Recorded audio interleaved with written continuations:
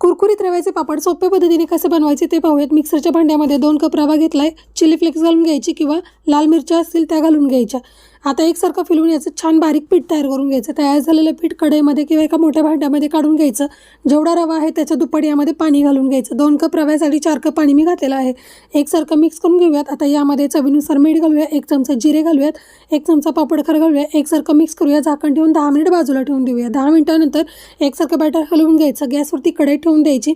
एकसारखं हलवून त्याचा घट्टसर गोळा होईपर्यंत शिजवून घ्यायचं।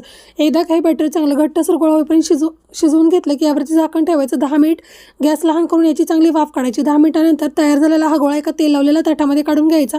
पेल्याने एकसारखा मळून घ्यायचा।